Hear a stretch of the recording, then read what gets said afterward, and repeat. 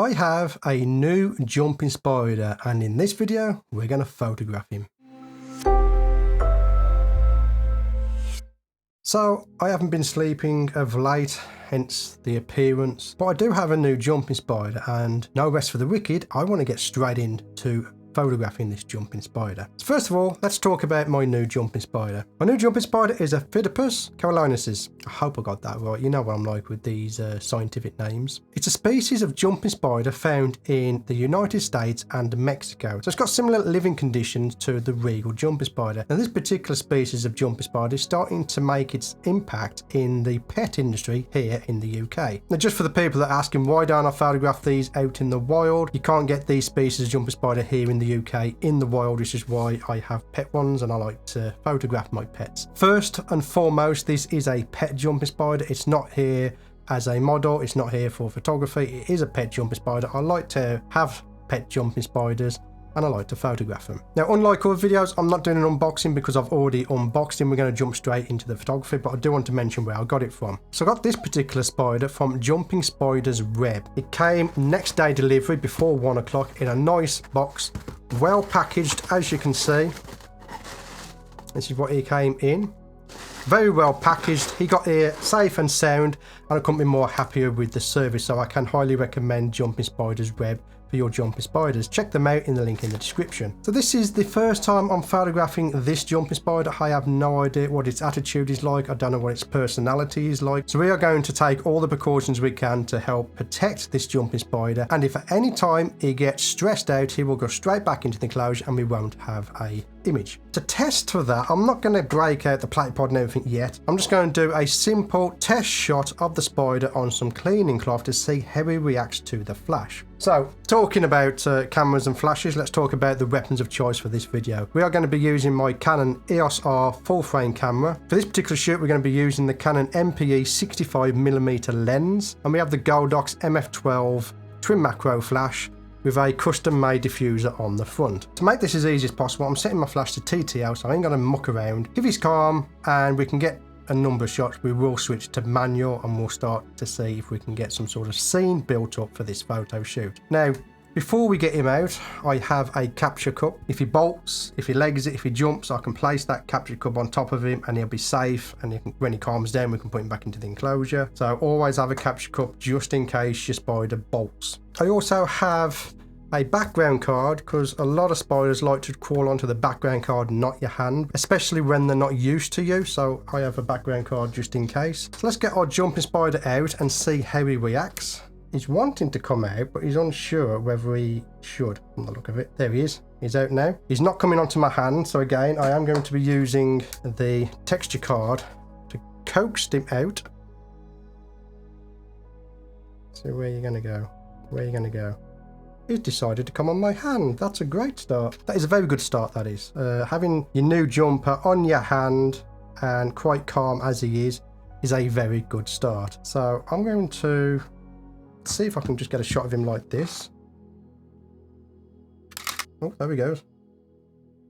So he didn't like the flash. And what we do in this instance is it's like you would do with a child. You go, tough, you're going to get used to it. So he's back on my hand again. Look, he's quite friendly. Yeah, he's quite friendly. And as usual, with these jumping spiders, he wants to jump onto the actual diffuser itself. So what we want to do now is I'm going to place him onto the background card with a capture cup. There you go, he's safe in there. We can place him out the way. And since we now know that he's going to be okay with the flash, he's not as skittish as I thought he was going to be, we can take a picture of him on our proper setup. The cloth, again, just to mention this, the cloth serves two purposes. One, it's a nice decent background, and two, if it was to jump off or fall off, he's got a nice soft pad to land on. So we're going to put our platypod onto our cloth, and we can fold it up like this as well. The bigger your cloth, the better. You don't absolutely have to, but again, because it's a new jumping spider, I'm taking all the precautions I can because I don't know what his personality is going to be like. Now for this jumping spider, we have some flowers that we can use. So I've gone and bought some flowers. We've got a Jabroa daisy, and of course the Jabroa daisy is coming in a bouquet, so we have other flowers, and I'm actually favouring the clump, these flowers like this. rather than a single flare, because with a single flare he's limited as to where he can go, and I'm not too sure if he wants to do that yet, so I might try this one first. So I'm going to break off about half of it, I'd say, to start with. And again, because it's a new jumping spider, I don't know what he's going to be like, so I'm going to give him options to move around instead of being stuck in a single place. So there is our flowers. We want a nice background for this, and I might go with, let's have a look. We could do a natural background. We could do a blue background. So I'm going to go for one of my favorites, which is this one. It's a green to blue background. This comes in my macro background spring pack that is available on my website. Check out the links in the description if you're interested in my backgrounds. So now if you look at what I'm doing here now, I've replaced my gooseneck arms with a platypod elbow. It's so much easier to use than the gooseneck arms. So let's put our background on here. There we go.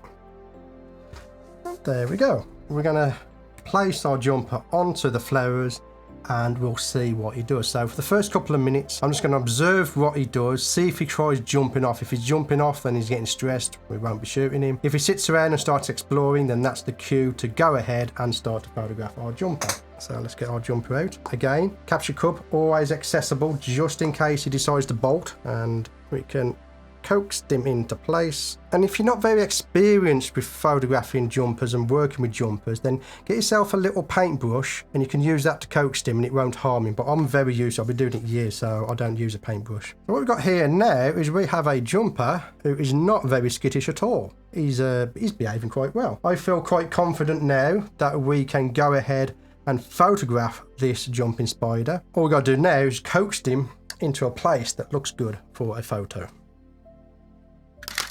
And that's it for this video. That has got to be the most well-behaved jumper I have ever had on a first photo shoot. But we're not going to end there. He's that well-behaved, I'm wondering if we can get a focus stacked image of this jumper. We are going to continue and we'll see what he behaves like. And you know, again, it all depends on what the jumper does, not me. It's not up to me, it's up to the jumper what he does. And of course, with him being a new jumper, I'm going to get some side shots and some top-down shots of him just to get profile shots of him. He's a very beautiful man. And he's jumped. That's okay. He's landed on the lower branch. So now he's jumped, I'm going to take this opportunity just to get rid of some of his bungee cords out the way, because they're a pain to get out in Photoshop afterwards. And they can be a bit of a distraction, particularly if you're going for an artistic image rather than a natural shot. If I'm photographing jumpers in the wild, I don't bother removing bungee cords because that's how they are in the wild. But in my studio, I like to have a nice image. And he's having a nice little look around on this plant at the moment.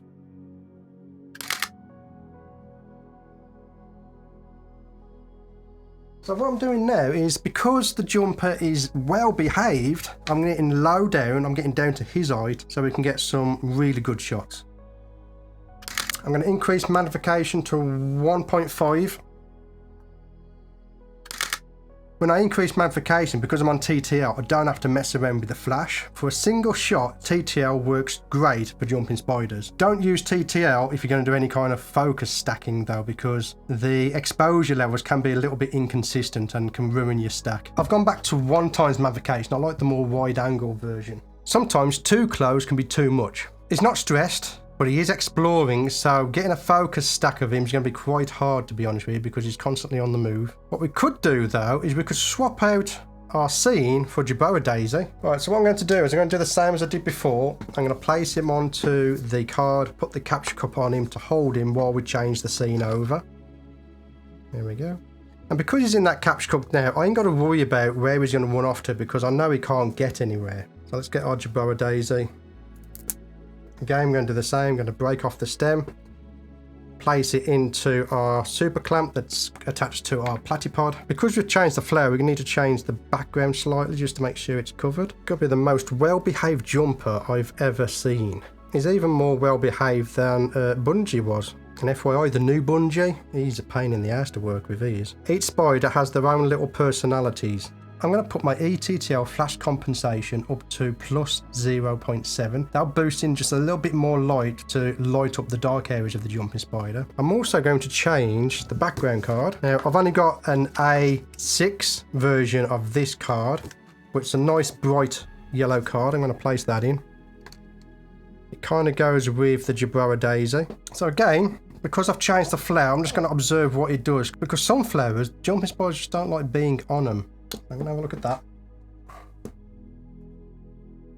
But you can see how he's calmed down now. He has calmed down, so that's good. So since he is playing ball, I'm going to work with him now for another half an hour or so. Most of the time, my jumping spiders I only have out for about 10 minutes. But this jumping spider is very calm, he's very relaxed. The only thing is, every time I take a picture, he's not getting spooked, he's looking up at the flash, which is going to make it very hard to do a focus stack. So what I'm going to do is I'm going to carry on taking pictures to see if he gets used to it, and if he does, we'll come back and we'll do a focus stack. He's sitting still at the moment, so I'm going to switch to manual on my flash, and I'm going to see if I can grab a focus stack of him. I've got to get the exposure right on the flash, so it's going to take a couple of shots to get the exposure correct. So that's not quite right. Let's bring it up to 1/8 para. And I'm also going to go to 2 times magnification as well. If we're doing a focus stack, we want as much detail as possible. We want to maximize the spider in the frame, so I'm going to go to 2 times magnification. Okay, I would like just a tad more para on the flash, so I'm going to go to 1/4 para.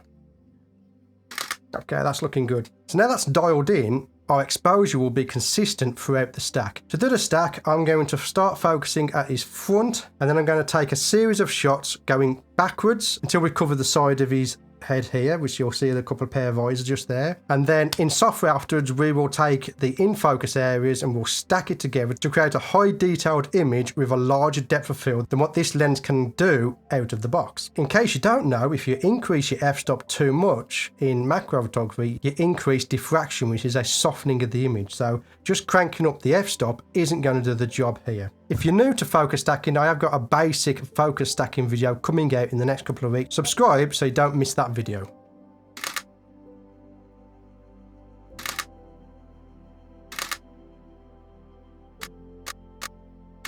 There we go. I'm not too sure how many shots that was. That photo shoot went very well, considering he's a new jumping spider and I haven't handled him before. He is very well behaved, and I think we're going to be seeing a lot of this jumping spider on the channel in the future. Here are the images from this photo shoot. All of these images have been edited in Lightroom using my macro presets.